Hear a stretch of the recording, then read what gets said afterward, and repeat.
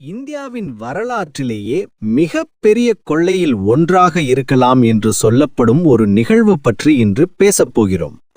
400 கோடி ரூபாய் முதல் 1000 கோடி ரூபாய் வரை மதிப்புள்ள பணம் காணாமல் போன கதை இது. ஆனால் இந்த சம்பவம் நடந்து 3 மாதங்கள் கழித்துதான் வெளிச்சத்துக்கு வந்தது.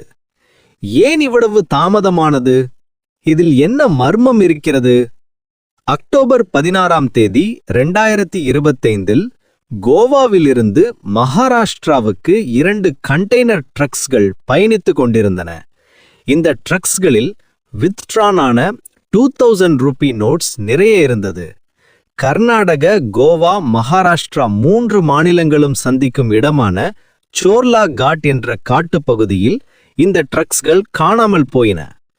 ஆனால் இந்த சம்பவம் பற்றி யாருக்கும் தெரியாது. 3 மாதங்கள் கழித்து ஜனவரி 1 தேதி 2026இல் தான் இது வெளிச்சத்துக்கு வந்தது.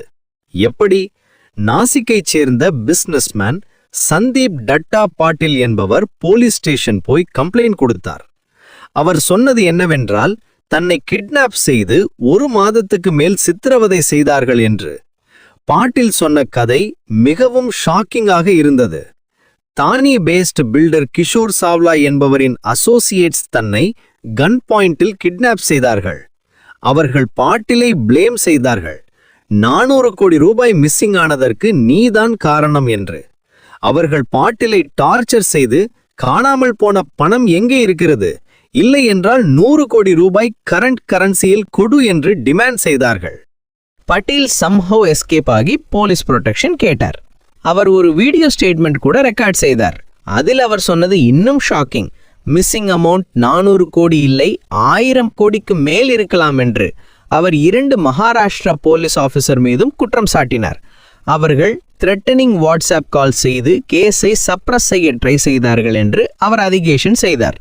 இந்த கம்ப்ளைண்ட் வந்த பிறகுதான் மகாராஷ்டிரா கவர்மெண்ட் சீரியஸாக ஆக்ஷன் எடுத்தது. ஸ்பெஷல் இன்வெஸ்டிகேஷன் டீம் ஃபார்மேஷன் செய்தார்கள். இந்த எஸ்ஐடியை லீட் செய்கிறார் additional superintendent of police Aditya Mirgelkar. இதுவரை 6 பேரை அரெஸ்ட் செய்திருக்கிறார்கள். அதில் ஜெய்ஷ் கதம், விஷால் நாயுடு போன்றவர்கள் இன்க்ளூடட். இன்வெஸ்டிகேஷன் இன்னும் கண்டினியூ ஆகி கொண்டிருக்கிறது. மெயின் சஸ்பெக்ட் கிஷோர் சாவ்லா இன்னும் அப்ஸ்காண்டிங்கில் இருக்கிறார். போலீஸ் சோர்சஸ் சொல்வது என்னவென்றால், இந்த பணம் பொலிட்டிக்கல் எலெக்ஷன்ஸுக்கு யூஸ் செய்யப்படும் என்று பிளான் இருந்தது. மகாராஷ்டிரா லோக்கல் பாடி எலெக்ஷன்ஸ்க்கு இந்த கேஷ் யூஸ் ஆகும் என்று சஸ்பெக்ட் செய்கிறார்கள்.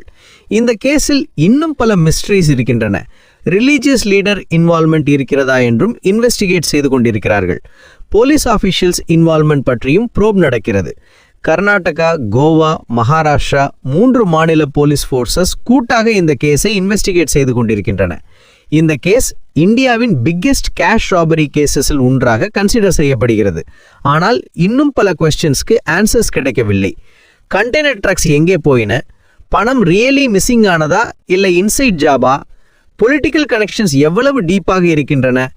இந்த கொஸ்டின்ஸ்க்கு ஆன்சர்ஸ் கிடைக்கும் போதுதான் இந்த மிஸ்ட்ரி கம்ப்ளீட்டாக சால்வ் ஆகும்.